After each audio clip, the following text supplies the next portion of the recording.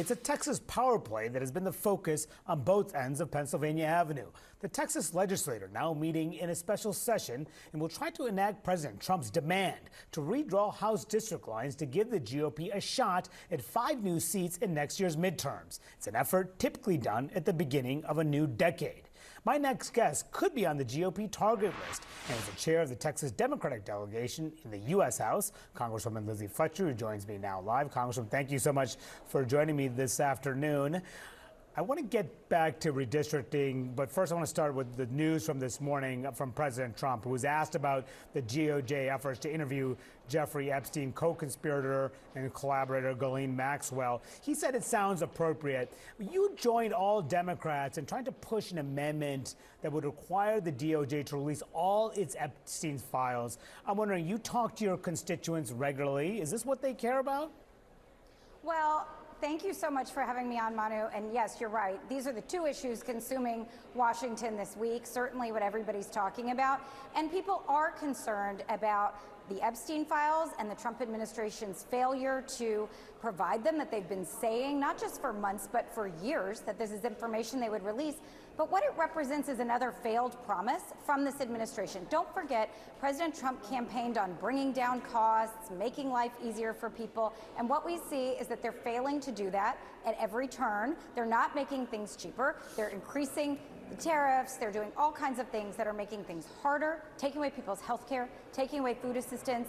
And now they're not delivering on providing these Epstein files. And so people are concerned, and it fits into a much bigger picture. And it's also part of what you mentioned, this redistricting effort. They know that they're facing an uphill battle next November. So they're moving the goalposts and trying to change the rules because they can't win on their policies. They are failing on their promises. They are not delivering on their promises. And people are angry, and they want to see what's in these files. And they want President Trump and his administration to do the things that they said they were going to do. And this is yet another example of that. Let's talk a little bit more about what's happening in your state. Trump's effort to add those 5 more seats to Texas in the midterm, 5 more GOP seats by withdrawing these maps. The Texas Democrats yesterday, as the state legislature was convening, they sent a letter about this, about how they plan to respond. And they said in this letter, House Democrats refuse to engage in any other legislative work until after adequate flood relief and disaster mitigation legislation are passed and signed by the governor. It sounds like they're threatening the nuclear option of sorts of Texas politics, fleeing the state to deny the quorum necessary to conduct legislative business. Of course, that's been done in the past. Would you urge Texas state Democrats to do that, to boycott the session and deny a quorum? Well, I think the Texas House Democrats and the senators are doing the right thing and saying, let's stay focused on the things that Texans care about. Let's focus on flood relief, because we are in an ongoing devastating tragedy in our state right now. People in my home in Houston and across the state are grieving the loss of our fellow Texans. And so what they are saying is this session should be about things Texans care about and that Texans are asking for. And neither I nor anybody I know knows any Texans who are asking the legislature to redraw the congressional map to create 5 new GOP seats. It is President Trump and President Trump alone. It is not Texans asking for this. So it sounds like you don't think that they should boycott the session. Well, I think they should do whatever they think they need to do to fight back. And I think that we have a lot of capable, thoughtful legislators in Austin who are working hard to make sure that they're exploring all the options available to them. Certainly they've done it in the past. They've been on the front lines of democracy. They were up here in Washington, D.C. 4 years ago protesting the current maps, which a trial has just concluded. The evidence has just concluded in a trial on the maps that are currently in place. And they did it 20 years ago. So they've been on the front lines of democracy, and they're fighting for democracy because the stakes are high for Texas, for the House, and for the entire country. Your district, and you won your district last cycle by almost 23 points. But in 2020, before your district was redrawn, you beat Republican Wesleyan by just over 3 points. And that is a 20-point swing. Congresswoman, are you worried your district could be on the chopping block, that you could go from a safe Democratic district to one in which your seat is now in peril?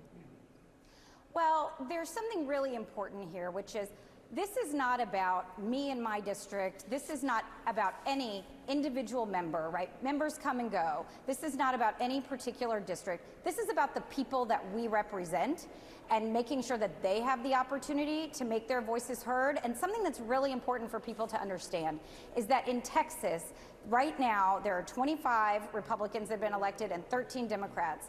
And 12 of those 13 Democratic seats, including mine, have a majority of minority voters. They are majority minority districts. And all 13 minority voters elect their candidate of choice. So touching any district, dismantling any Democratic district is unconstitutional. It violates the Voting Rights Act, and it erodes the ability for minorities in Texas to have their say at the ballot box. And we have a long and bad history on that in Texas, so we need to make sure that that doesn't happen anywhere.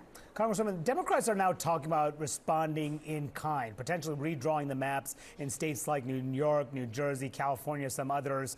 I asked your colleague in Texas delegation, Greg Casar, about blue state gerrymanders. He told me, I think it is unacceptable and dangerous for essentially what people marched during the civil rights movement for. I'm wondering, doesn't a Democratic effort to gerrymander these districts pretty much go against what many Democrats have been railing against for years and what you're criticizing Texas Republicans for, which is partisan gerrymandering to tilt an election?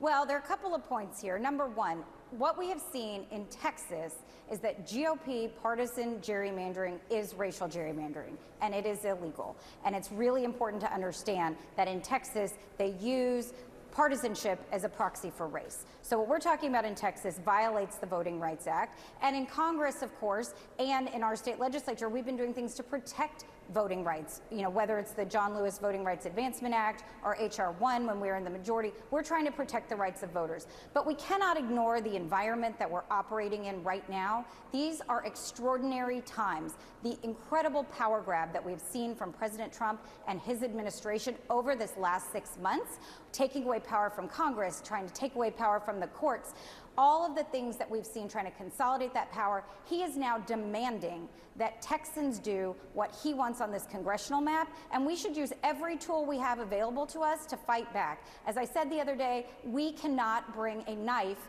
to a gunfight. All right, and you don't think that's the same thing as what Republicans are doing? Well, I don't think it's the same, because the history in Texas is that these maps, and again, the one that is currently in place in Texas is in court right now because that's what we're seeing. But here, this is potentially the beginning of something. What state is President Trump going to call next? Is he going to call Governor DeSantis? Is he going to call other states? We have to understand that this is about more than Texas. Texas is the big prize because he thinks he can get 5 seats, and that's what's happening here. They're trying to win the House majority, not on their policies, not on the substance of what they're doing, but by changing the rules and moving the goalposts. And we can't let that happen, and we can't sit by while they do it. We have to take action, and we have to be focused on protecting the rights of all Americans. And the best way we can do that is by putting Democrats back in charge of the House in 2026. All right, Congresswoman Lizzie Fletcher from Texas, thank you so much for joining me and sharing your perspective.